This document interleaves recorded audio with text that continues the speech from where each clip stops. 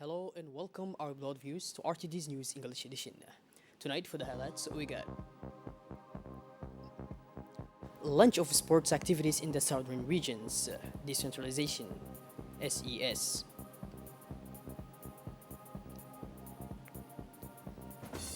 High vulnerability of children to climate change in the international scene, UNICEF report.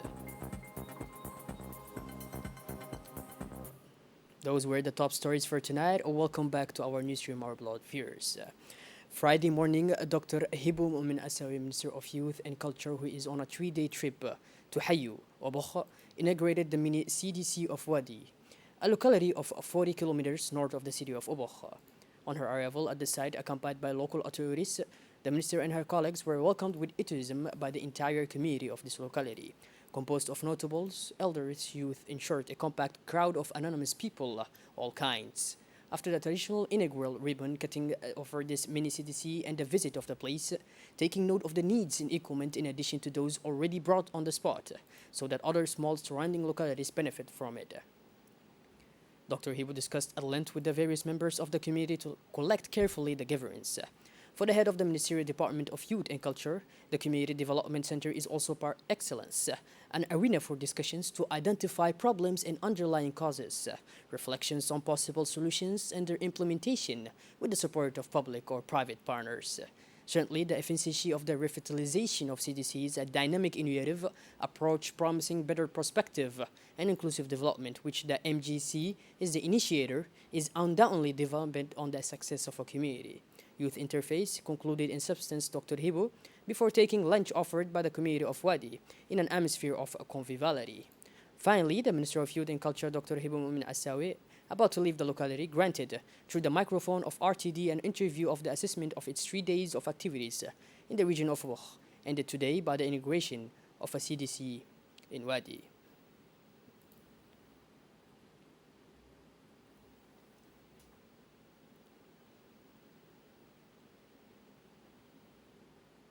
The minister thanked the community for its warm and enthusiastic welcome, assuring that she had taken note of the wishes and was willing to make every effort to remedy them.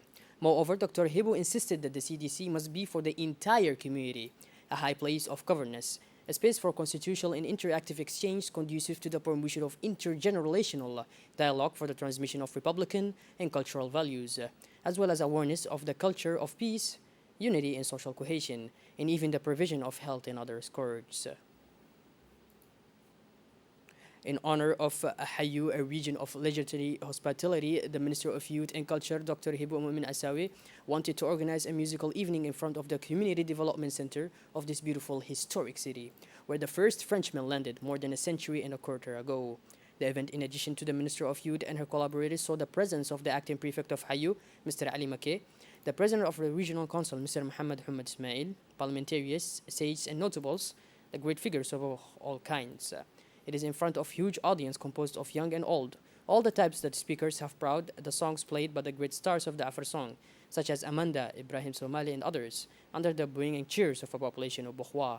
On the menu, there are also traditional dances in national languages and modern dances, which gave rise to moments of pride in identity, feeling of a belonging to a people and nation. In her brief speech, the Minister of Youth and Culture, Dr. Hibo, thanked the population for its warm frontier welcome, for its hospitality, not only legendary but proven and real, which allowed me a pleasant stay. She said, "Inshallah, I'll be among you many times and share with you this climate of atmosphere and pride so that together we can build a better communal destiny and solidarity, a bright future for the benefit of all our youth," she said. Launched in Ali Sibih by the Secretary of State in charge of sports in partnership with the Ministry in charge of decentralization. The challenge presented a large of sports activities, challenging the 3 regions that make up the south of the country.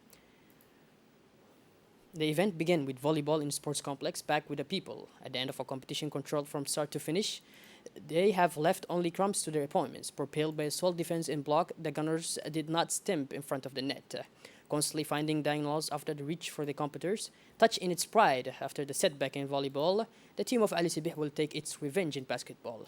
The youngsters achieved the prediction that placed them among the favorites of the tournament, as they were the highest level team in the competitions among those participating in the competition.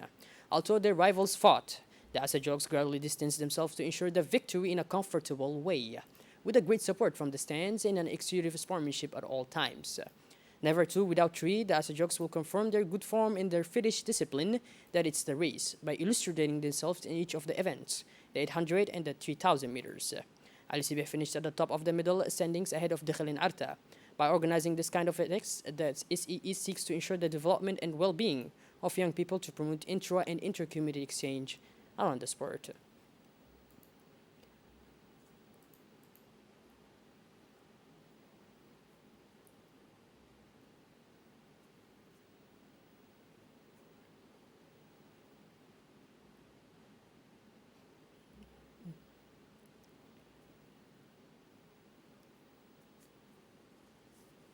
After the effort, the comfort.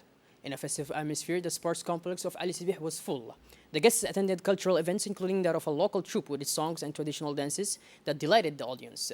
In addition to the Secretary of State for Sports, His Excellency Mr. Hassan Muhammad Kamil, the event was attended by the Minister of Trade, Muhammad Warsama, the prefects of the region of Ali Sibih and Dekhel, regional advisors, executives of the CAS, SES, and the Ministry of Decentralization, as well as sages and notables.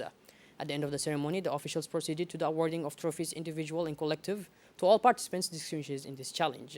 This event was an opportunity for the state official to gauge the level of regional sport and to reflect on a way to participate more in its development. In his speech, the Secretary of State for Sports, His Excellency Mr. Hassan Muhammad Kamil, congratulated the participants of the challenge, as well as the audience and the regional executives who were present. Moving on to the Center for the Development of Trades, held yesterday evening on Open Day at the African Institute of Djibouti, which is also known as IAD, for people wishing to train in port trades, logistics, and transport, among others. Let us recall that Djibouti's port infrastructure is considered the most modern and efficient in East Africa. The competition between companies active in this field has intensified, particularly as the prospects for growth in demand in the sector are growing. In order to meet the various requirements of their customers and especially to stand out from other competitors, the Center for the Improvement of Trades has focused on the quality of services to be provided by adopting a good management while using the latest tools. The port, logistics, and transport sectors are in perpetual evolution. This obliges companies to consistently promote the development of their employee skills. The center is a short-term professional training center. It responds to the various requirements in terms of improvement, constantly specialized in the various fields offered. We are dearly affected by the death of Mrs. Hasna Abdullah Burhan on Friday, August 20, 2021, at the Al-Rahma Hospital in Djibouti.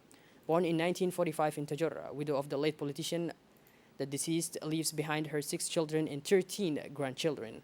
The deceased Hasna Abdullah Burhan was a very well-known and appreciated in the Djiboutian environment for her generosity and her human qualities. The management and the entire staff of the RTD send their deepest condolences to the family members, relatives, and friends of the deceased. We pray to Allah to grant her mercy in that He reserves for her in a place of choice in His eternal paradise among the blessed. Inna lillah wa inna ilayhi raji'un.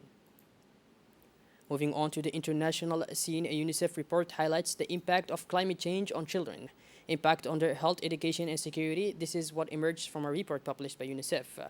The UN organization highlights the consequences of climate change on the health, education, and safety of children. Heat waves and droughts, cyclones, and floods. UNICEF experts point out that compared to an adult, a child is less resistant to extreme weather events and more sensitive to temperature variations. Children are also particularly vulnerable to high levels of air pollution. The Palestinian presidency called on the international community to ensure protection of the holy sites in the occupied city of Al-Quds. On the 52nd anniversary of the arson attack on the Al-Aqsa Mosque, Muslim and Christian holy sites is occupied. Al-Quds are still the target of daily Israeli violations, especially invasions by settlers and Israeli police, the Palestinian Authority lamented in a statement. The Zionist entity still ignores the UN resolutions demanding to places, especially the Al-Aqsa Mosque, as a sacred Muslim place of worship, it said. By this, our beloved viewers, we conclude this edition. Thank you for being with us and make sure to tune in later for more. Have a great evening. Thank you.